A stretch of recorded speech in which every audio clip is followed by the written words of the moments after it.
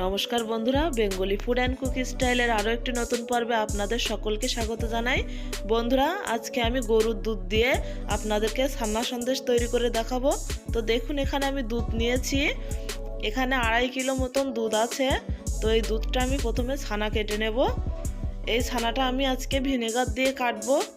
এখানে আমি ভিনেগার নিয়েছি, এই ভিনেগার দিয়ে ছানাটা কেটে নেব। উনুনে কড়াইটা বসিয়ে দিয়েছি, এখন দুধ দিয়ে দিচ্ছি। কড়াইতে দুধটা দিয়ে দেবো।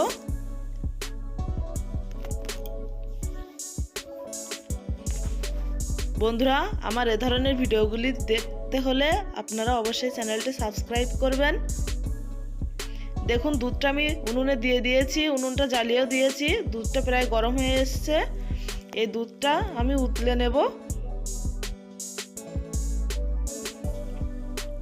দেখুন, দুধটা ফুটতে শুরু করেছে। দুধটা কিন্তু বেশি ফুটানো যাবে না। এখন আমি এর মধ্যে ভিনেগার দিয়ে দেবো। এখানে একটা পাত্রে আমি ভিনেগার নিয়ে নিয়েছি। ভিনেগারটা এখন দুধের মধ্যে দিয়ে দেবো। এখন অল্প অল্প করে জাল দেব। আর দুধটা দেখুন ছানা কাটতে শুরু করেছে।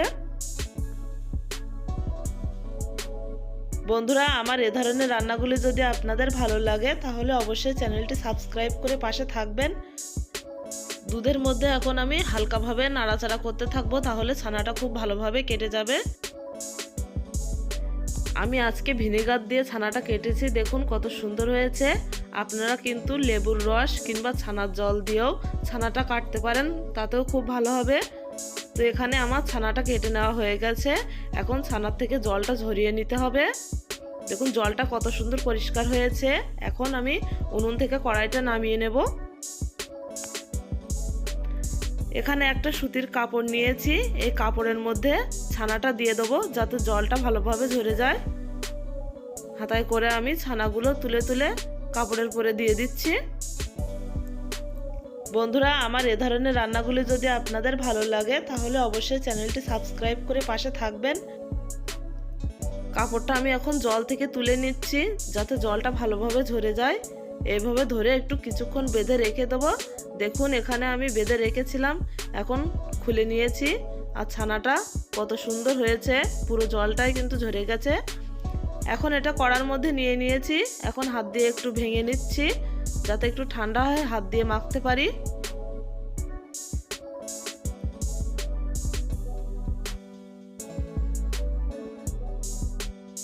ছানাটা একটু হাত দিয়ে দিয়ে ভেঙে নিচ্ছি।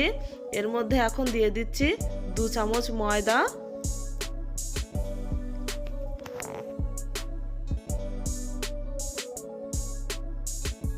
দিয়ে দিচ্ছি ছানার পরিমাণ হিসাবে চিনি।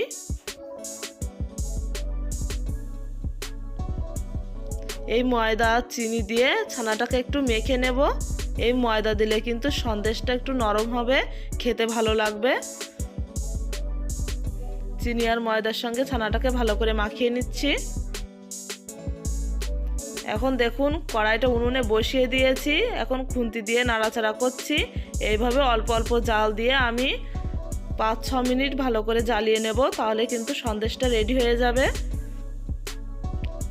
সন্দেশটা কিন্তু ঘন ঘন নাড়তে হবে, নইলে তলায় লেগে যেতে পারে। বন্ধুরা, আমার এ ধরনের রান্নাগুলি যদি আপনাদের ভালো লাগে তাহলে অবশ্যই চ্যানেলটি সাবস্ক্রাইব করে পাশে থাকবেন। এটা কিন্তু খুব বেশিক্ষণ জাল দেওয়া যাবে না, তাহলে শক্ত হয়ে যেতে পারে। তো দেখুন এখানে আমার হয়ে গেছে। এখন এটা আমি নামিয়ে নেব।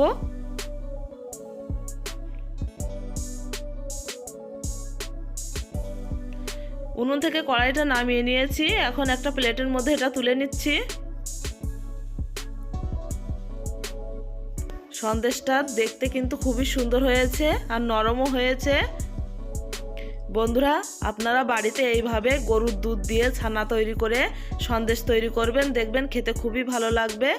আর আজকে এই সন্দেশের রেসিপিটি আপনাদের কেমন লাগলো অবশ্যই কমেন্ট করে জানাবেন। আর যদি ভালো লাগে অবশ্যই চ্যানেলটি সাবস্ক্রাইব করে পাশে থাকবেন। নমস্কার।